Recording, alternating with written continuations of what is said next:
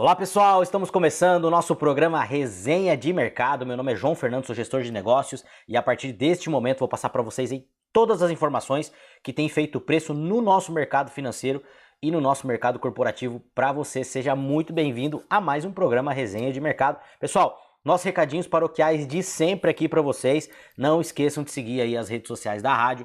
Sigam as redes sociais também do Resenha de Mercado, Resenha de Mercado JF. Nós estamos em todas as redes sociais. Programa saindo agora inédito aqui na rádio. E às 19 horas, o programa na íntegra lá no nosso canal do YouTube e no Spotify também, às 19 horas, todas as segundas-feiras, inédito aqui. Quer ser nosso patrocinador? É só entrar em contato aí com o comercial da rádio para você patrocinar o nosso programa Resenha de Mercado ou também com o nosso comercial aí do Resenha de Mercado, tá? O nosso WhatsApp é 459 9825 8921, tá? 459 9825 8921 para você fazer parte aí, ser patrocinador aqui do nosso programa. Beleza, pessoal? Bora lá falar do que vem acontecendo aí na última semana. A gente teve decisão do Copom, a gente teve carteira fria que foi hackeada, a gente vai falar um pouquinho sobre isso aí também, né? Muita preocupação aí no meio no meio do Bitcoin, aí dos investimentos. O que vem acontecendo aí com o petróleo, resultado de empresas, a gente tem um monte de coisa para falar aqui, a gente só tem meia hora no nosso programa, então bora lá para a gente falar o que vem acontecendo aqui no nosso mercado. Pessoal, e para a gente começar, como sempre, eu vou passar aqui para vocês como que tem se comportado aí o nosso mercado nos últimos 5 dias aí. Vamos falar aqui um pouquinho de Bovespa, vamos falar aqui um pouquinho de SP500, tá? E, enfim, então para você que tá na rádio aí, você tá escutando, depois você pode ver lá na íntegra. Vamos falar um pouquinho aqui de Bovespa nos últimos 5 dias, mais ou menos aí uma alta, uma queda na verdade de 1%, 1,12, né, no range ali de 76 mil pontos, pessoal. Eu não sei não se o Ibovespa realmente vai chegar aos 200 mil pontos aí no final do ano, né? Enfim, parece que ia, agora não foi mais, né? No mês ainda o resultado é incipiente, mas já tem uma alta aí de 2,32. E no ano, né, o Ibovespa devolveu bastante, né, pessoal? Tá subindo aí, chegou a bater lá 198 mil pontos e agora ali na faixa ali de 176, 160, 176, 175 mil pontos. Uma alta ainda no ano de 9,64 mais ou menos, tá? SP500, Nasdaq reforçando, renovando máximas históricas na semana passada, tá? Parece que ninguém segura o SP500 e a Bolsa Americana. Os resultados também lá nos Estados Unidos estão vindo robustos, tá? As empresas lá estão tendo um resultado muito bom. Isso tem impactado também o resultado do SP500 e das empresas, né? Nós vamos falar um pouquinho de tecnologia, um pouquinho mais pra frente aí, especificamente de algumas empresas americanas. Beleza, pessoal? Então, na faixa ali de 7.700 pontos, no mês também incipiente mais uma alta, aí nós estamos praticamente aí né, chegando quase na metade do mês aí, 3%, e no ano aí, o SP500 que teve com uma queda aí por boa parte do começo do ano, agora acabou buscando e já está com 12% de rentabilidade. E aí, pessoal, vamos falar um pouquinho aqui do dólar, né? O dólar caiu, voltou a subir, caiu de novo, né? E agora está no range ali de mais ou menos R$ 5,10. No mês, uma queda de 1,28 e no ano, né? Chegou a cair ali, pessoal, né? 4,90. Foi a mínima ali, 4,90. E agora na faixa ali de 5,10. E o Bitcoin, né, pessoal, que a gente teve esse acontecimento, eu vou passar depois a notícia para vocês ali, sobre esse hackeamento ali das carteiras, né, de carteiras de uma marca específica, a gente vai falar depois, que preocupou bastante, porque todo mundo tinha a tese, a teoria que era muito mais seguro você guardar os seus bitcoins, né, ou guardar as chaves de acesso para a movimentação desses bitcoins em uma carteira fria. Todo mundo falava, e eu também falava, que era o método mais seguro, e aí essa semana agora foi hackeada. Eu ainda continuo achando que é o método mais seguro. Agora, como eu sempre venho falando aqui para vocês, não tem nada que não tenha risco, tá? Isso aí tem risco também. Não existe nenhum investimento 100% seguro, o Bitcoin também não é. Então o Bitcoin nos últimos 5 dias ainda performou bem, uma alta aí de quase 2%. No mês, pessoal, alta de 3%. E no ano, o Bitcoin caindo 25% ainda, não recuperou, não sei se vai recuperar esse ano, tá? Na faixa ali de 65 mil pontos. Beleza, pessoal? Então, vamos falar um pouquinho agora aqui. Eu tenho bastante notícia para trazer para vocês. Então, eu vou passar um pouquinho do nosso relatório aqui. Esse relatório, pessoal, eu sempre falo para vocês aqui, é um relatório que a gente manda toda semana. Eu mando lá na nossa comunidade. Eu mando 2 relatórios, um do mercado financeiro e um do mercado corporativo, né? Um mercado mais voltado para o varejo. Então toda semana eu mando 2 relatórios lá. Eu mando um no sábado e um na segunda-feira para o pessoal. Então o que acontece? Quer participar lá da nossa comunidade? Pessoal, para você participar da nossa comunidade é menos de uma pizza por mês. É menos de uma pizza por mês para você participar. Lá nós temos a comunidade, a gente tem o nosso grupo, a gente tem encontros mensais. Eu compartilho lá a minha carteira, os meus investimentos.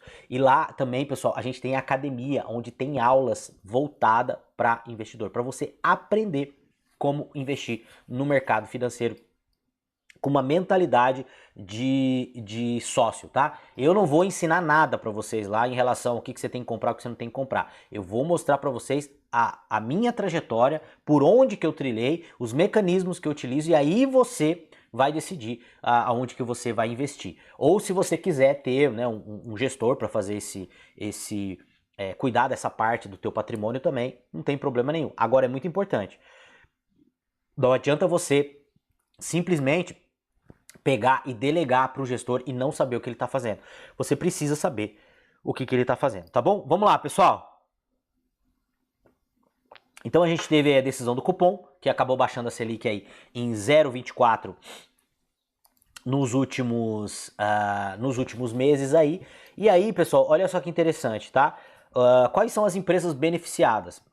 Empresas de varejo, né, discricionárias, né, e construção civil. São empresas mais beneficiadas com a baixa da Selic. Se bem 14% a gente estava lá com 14,75 para 14, não alivia muito. O Banco Central, o que ele está fazendo? Ele está baixando a Selic, mas dando call, que o pessoal fala, né? Dando o comando lá, falando como se fosse subir. Então a gente não consegue entender muito bem o que está acontecendo, a gente não sabe se é por causa de eleição. Enfim, o Banco Central, ele é um banco independente, né? Aí tira essas conclusões. Mas empresas ali, por exemplo, como a Lojas Renner, né? Cirela, Equatorial, Magazine Luiza, enfim, empresas de varejo, empresas que precisam se alavancar, que precisam que as pessoas tenham um crédito um pouco mais barato para consumir. Essas empresas, em tese, elas são mais beneficiadas, tá bom? Petrobras, pessoal, saiu o resultado da Petrobras também. Petrobras, você que tem Petrobras aí, se eu não me engano, eu não lembro agora se é 17, acho que é 17 bilhões a Petrobras vai distribuir de dividendos, tá? Então você que é acionista da Petrobras aí vai receber bastante dividendos. E a Petrobras acabou batendo recorde, né, no trimestre aí, muito por causa dessa alta que a gente teve aí, por causa da guerra. A Petrobras acaba se beneficiando, já que exporta petróleo. Tá? A Petrobras divulgou dados operacionais históricos relativos ao segundo trimestre de 2026 agora, tá? Com produção média, olha só que interessante, pessoal, de 3,3 milhões de barris de óleo equivalente por dia, tá? Representando uma alta de 14% na comparação e de 3,4% frente ao trimestre anterior. Olha só que interessante. O que aconteceu lá? O avanço produtivo foi impulsionado pela entrada antecipada da plataforma P79 no campo de Búzios, tá? No pré-sal. A produção operada total atingiu 4,87 milhões de barris, tá? O fator de utilização das refinarias avançou 101%, pessoal. É bastante coisa. Só para vocês terem uma ideia aqui, ó. Produção própria, 3,4%, um crescimento aí de 14%.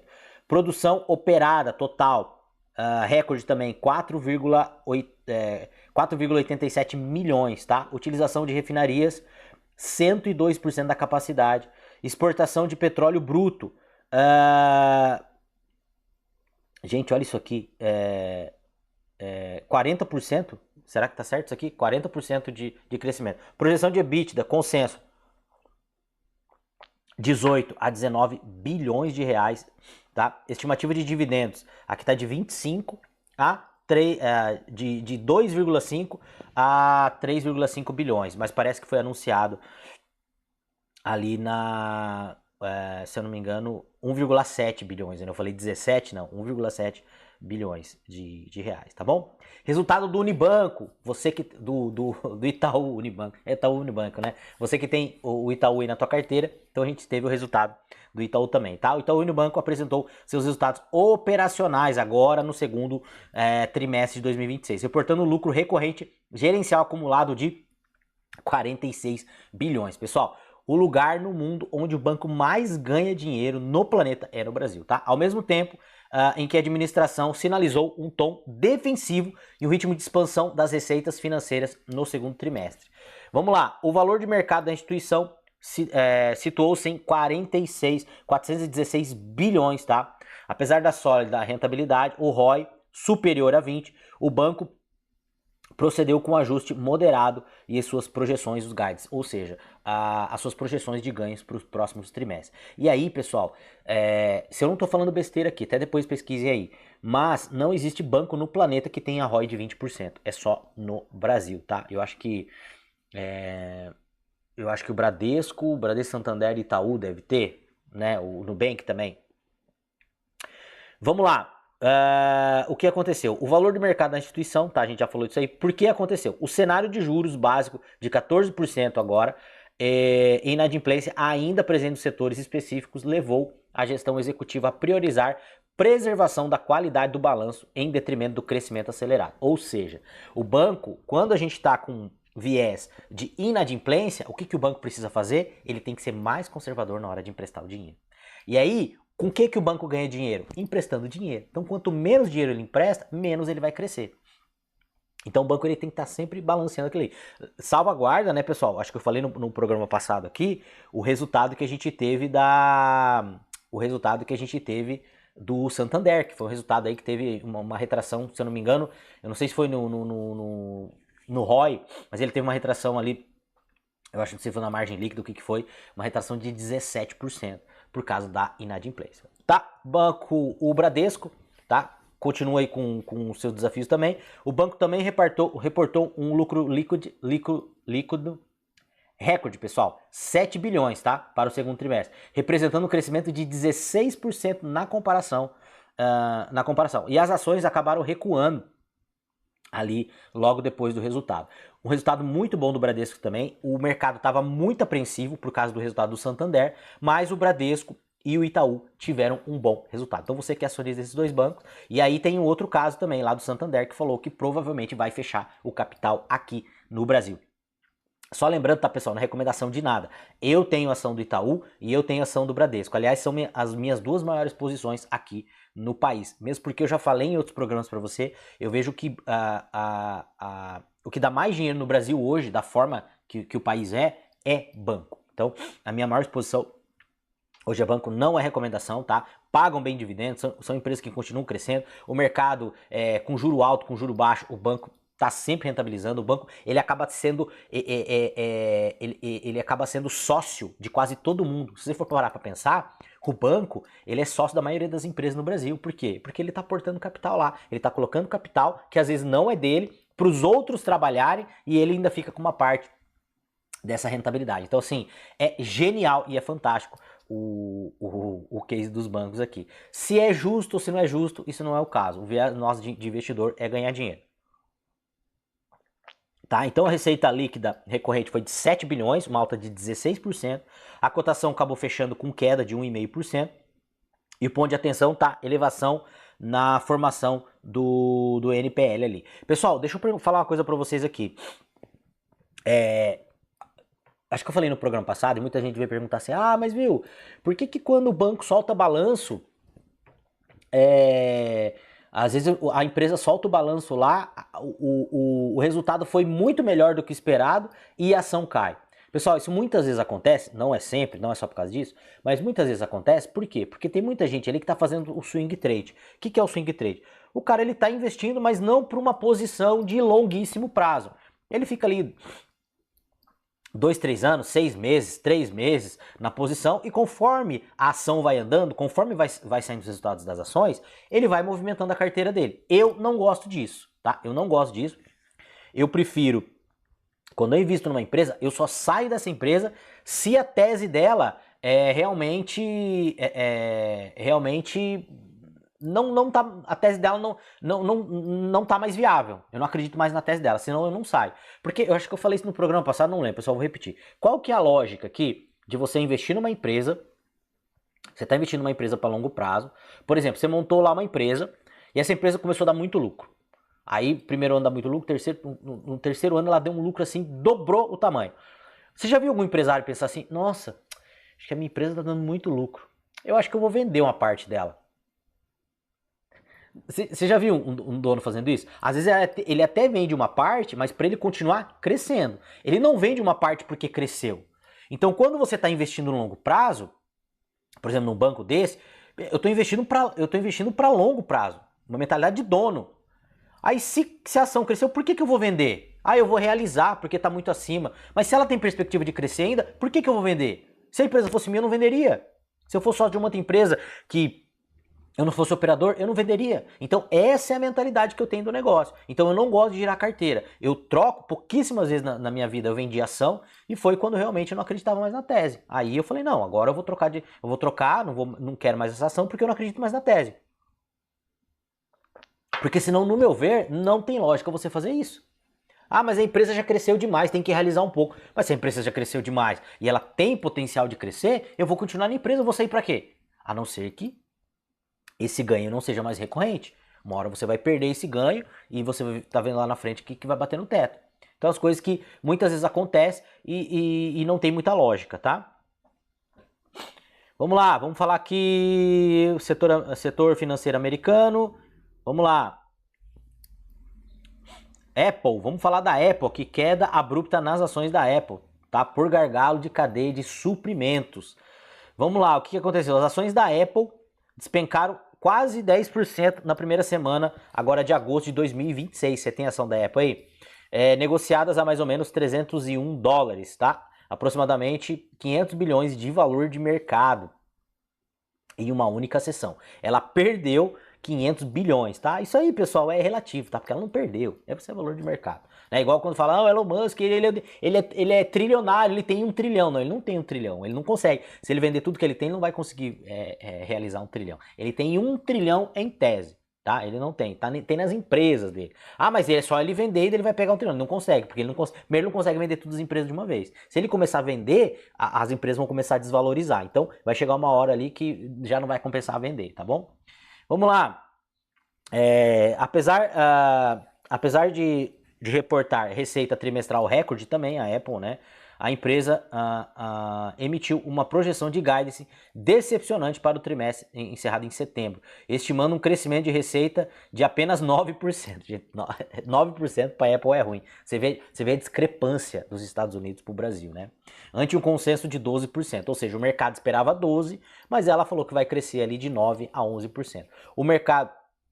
O presidente executivo, Tim Cook, alertou para escassez severa de componentes críticos, tá? Especialmente chips de memória e processadores avançados, cujos estoques da empresa estão esgotados. Só falando um pouquinho aqui do resultado, tá? Então a gente tem uma variação aí, uma queda de mais ou menos aí 10% aí na primeira semana, uma perda, né, de capital aí de 500 bilhões, que eu já expliquei para vocês.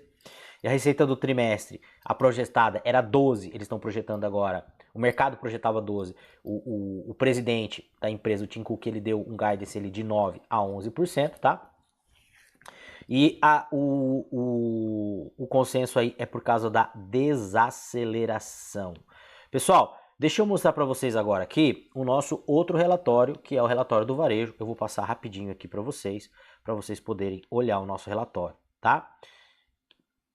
Esse relatório também, eu já falei para vocês, né, pessoal? Eu mando lá na nossa comunidade. São dois relatórios robustos de tudo aquilo que eu estudo durante a semana. Eu coloco dentro desse relatório aqui, tá? Você quer receber o relatório? É só você entrar na nossa comunidade. É menos de uma pizza por mês. Entre em contato aí com o nosso WhatsApp, 45 99825 8921. 99825 8921 para você entrar lá, beleza? Vamos lá. Indicadores aqui, projeção de mercado, tá? Estrutura de indicadores econômicos. Análise integrada de indicadores do varejo, indústria e mercado financeiro permite mapear a transmissão de políticas monetárias, fiscais e econômicas real. Vamos lá.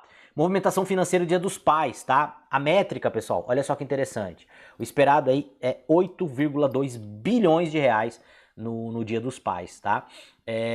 Tem até que ver que se confirmou agora, acabei não vendo notícia, mas a gente espera um crescimento aí real acima da inflação de 2,9, tá? O ponto de inflexão do consumo terceiro trimestre impulsionado pela massa salarial real, tá? Geração de empregos temporários, 12 mil vagas, tá? Taxa de efetivação de 14%. Projeção de faturamento em São Paulo, uma alta ali de mais ou menos 0,7%. Lembrando que isso aqui é acima da inflação, tá? A participação do Pix no e-commerce, pessoal, 35% do checkout. Uma alta aí de 6%, tá bom? Índice de otimismo empresarial chegou aí a 87,5% dos comerciantes em relação à projeção aí para o Dia dos Pais, tá bom?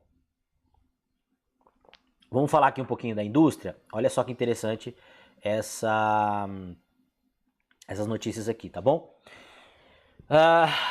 Overview da indústria, tá? Endividamento da indústria, 39% prevém aumento da dívida no terceiro trimestre, tá? Dificuldade de recomposição de margens, financiamento de bens de capital. Desempenho da produção industrial, perda de dinamismo. Isso aqui é tudo projeção, tá bom, pessoal? Agora para o terceiro tri. Expedição de papelão e ondulado, volume recorde a gente deve ter, antecipando a estocagem do varejo para suprir eventos sazonais no final de ano. E aí, pessoal, uma coisa muito interessante, tá? Que a gente muitos utilizam, é ver a expedição de papelão. Se tá vendendo muita caixa de papelão, isso é um termômetro que o varejo, né, a indústria pode estar mais aquecida, tá? Custo nos insumos de manufaturado, pressão no combustíveis e energia, inserção de PL, né, Private Label para marcas próprias, tá? Expansão acelerada de portfólio. Muitas marcas estão indo para PL. E eu falo para vocês, pessoal, porque eu dou consultoria para a indústria e a maioria das empresas hoje estão tentando fazer PL. O que é PL? Por exemplo, uma indústria, uma marca, ela não tem fábrica, ela vai lá e terceiriza a produção dela. Por exemplo, vou falar de uma marca aqui para vocês que é a Cavaleira, né? A Cavaleira, ela não tem fábrica.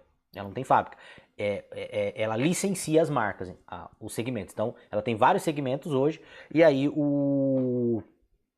ele vai lá, licencia, e um terceiro faz. Isso é um licenciamento. O PL, que é o Private Label, na verdade você não vai ter fábrica, você vai contratar uma indústria, ela vai produzir, você vai comprar esse estoque e aí você vai vender para o teu cliente. O licenciado não, o licenciado faz a venda direto. Isso é uma coisa que vem crescendo muito.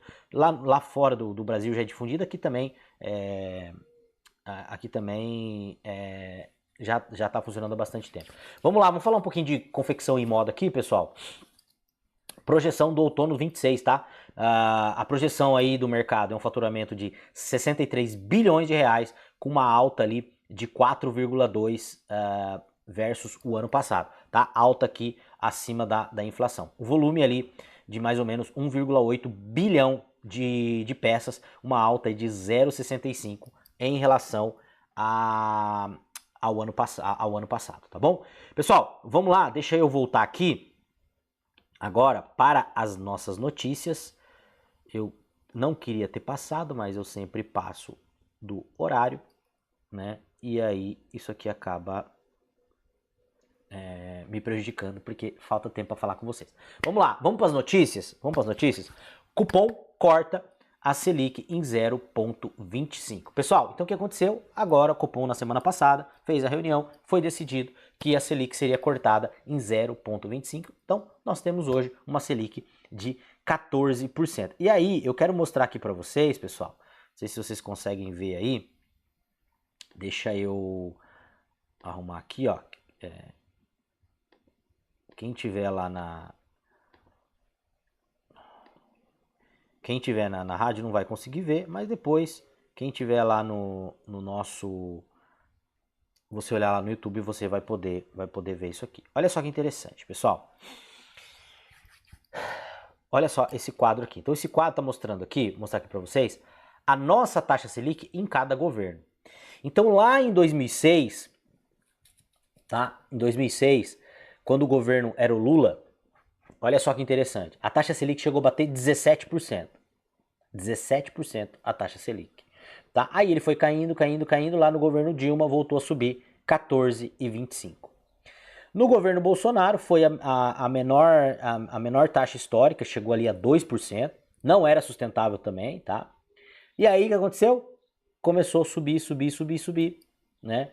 Então, a gente teve o Temer ali também, que já começou a cair. Por que começou a cair? Porque foi feito a reforma e o teto de gastos. E aí começou a cair. E aí, lá no governo Bolsonaro já foi implodido por causa da pandemia, né? Eu tenho minha ressalva, eu acho que não deveria ter feito isso. Enfim. E aí começou a subir, chegou a bater lá quase 15% e agora a gente tá em 14%. E aí o que acontece, pessoal? Eu tava vendo um gestor essa semana falando, e ele falando pra mim assim que todo mundo sabe que não adianta você aumentar a taxa de juros para baixar a inflação. Concordo em partes com ele, porque o que acontece? Chega uma hora que você começa a subir tanto, né, que é o tal lá da dominância fiscal, que você sobe tanto a taxa de juros que já não adianta. As pessoas perderam a confiança e você pode pagar lá 20, 30, 40% e ninguém vai querer comprar teu título, tá?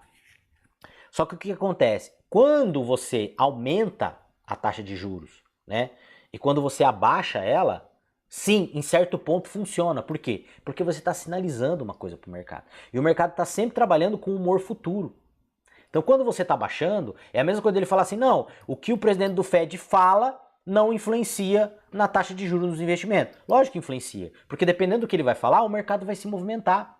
E a taxa de juros é a mesma coisa. Então, falar que não tem a ver, porque o mercado, ele é movido quase que completamente por humor. Se você acha que o mercado vai estar bom, você vai investir, você vai gastar um pouco mais. Em vez de você viajar uma vez por ano, você vai viajar duas. Você vai trocar de carro.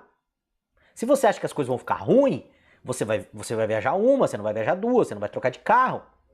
Então, o humor do mercado, aquilo que é ventilado no mercado, a sinalização que as instituições dão para o mercado, é que gera a atitude futura do mercado. Por isso que a gente não consegue prever o mercado, mas a gente consegue deduzir, segundo as informações que tem, a atitude do ser humano. Por quê? Porque nós estamos dentro de um ambiente. Nós vivemos dentro de um ambiente. Quando a gente está falando de finanças, é um ambiente econômico. E nós tendemos a reagir ao ambiente. Esquece esse negócio. Não é nós que reagimos ao ambiente, não o ambiente que reage a nós. Você sempre vai reagir ao ambiente.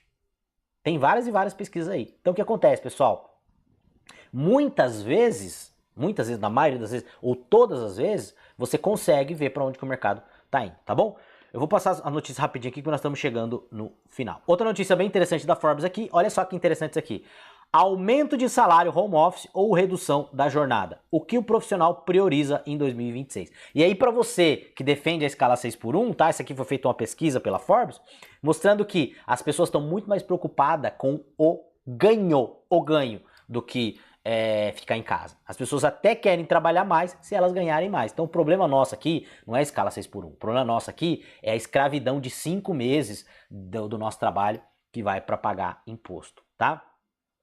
Vamos lá, taxação da China, outra coisa, né, pessoal? Tá todo mundo falando mal dos Estados Unidos aí, mas ninguém falando aí da taxação de 55% aí sobre a carne bovina aqui no Brasil. E aí já tem frigorífico dando férias coletivas, e aí vem lá os políticos, os entendedores falando, não, é melhor, porque sabe o que vai acontecer? Vai baixar a carne aqui no Brasil. Não vai. A carne vai aumentar aqui no Brasil, sabe por quê? Porque os frigoríficos não vão ficar fazendo para abastecer o mercado interno aqui. Eles vão parar a produção, e aí vão fazer mais ou menos o que o OPEP faz com o petróleo, vai regulando ali para poder regular o preço. E aí, como eles ganham menos aqui, eles vão ter que vender mais caro aqui para compensar o ganho lá de fora, tá bom?